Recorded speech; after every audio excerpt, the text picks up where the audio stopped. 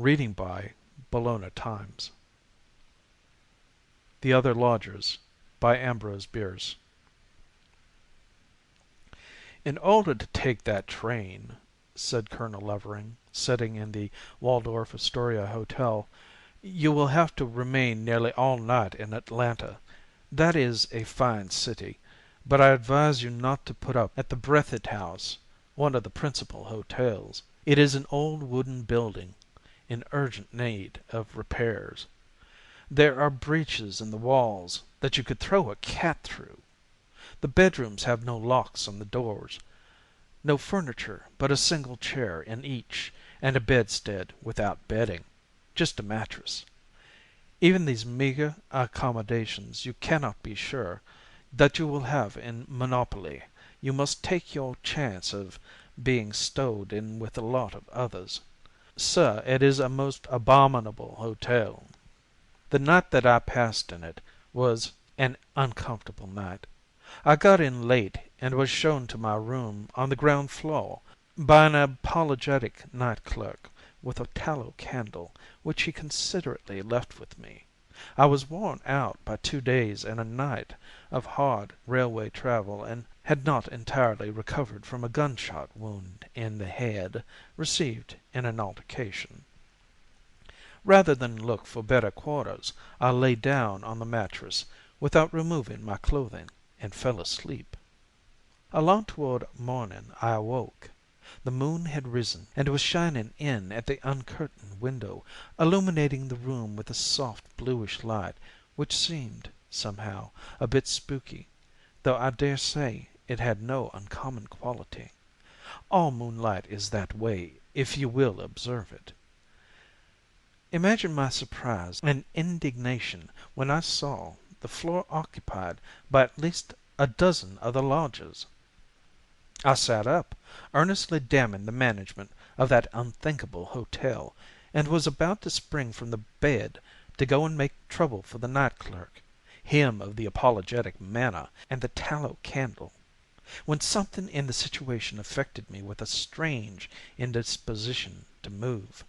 I suppose I was what a story writer might call frozen with terror, for those men were obviously all dead. They lay on their backs, disposed orderly along 3 sides of the room, their feet to the walls.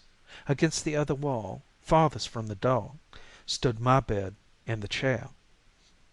All the faces were covered, but under their white cloths the features of the 2 bodies that lay in the square patch of moonlight near the window showed in sharp profile as to nose and chin. I thought this a bad dream, and tried to cry out, as one does in a nightmare, but could make no sound.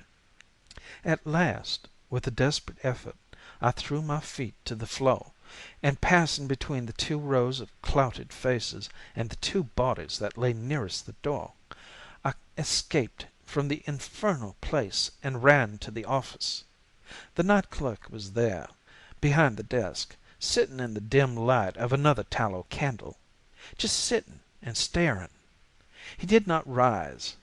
My abrupt entrance produced no effect upon him, though I must have looked a veritable corpse myself.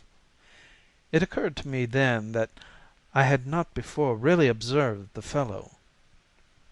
He was a little chap with a colorless face and the whitest, blankest eyes I ever saw. He had no more expression than the back of my hand. His clothing was a dirty gray.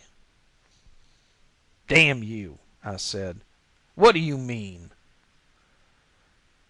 Just the same I was shaking like a leaf in the wind, and did not recognize my own voice.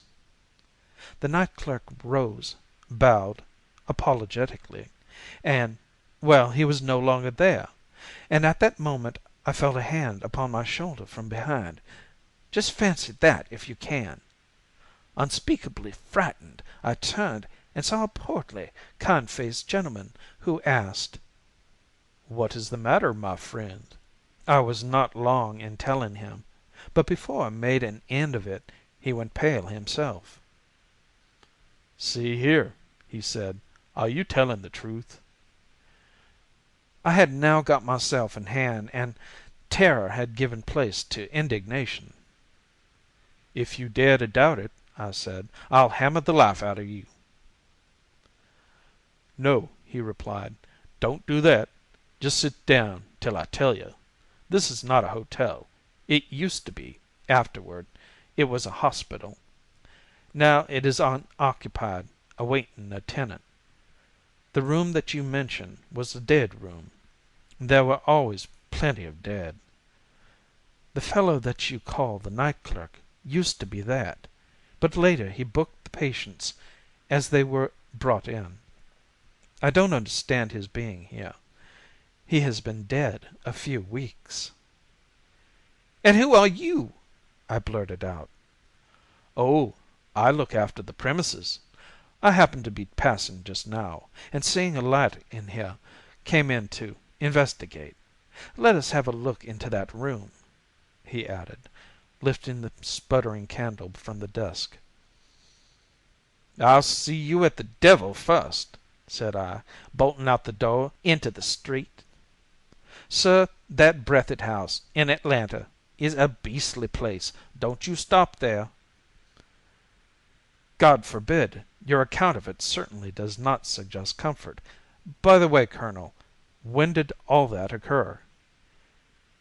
"In September, 1864, shortly after the siege."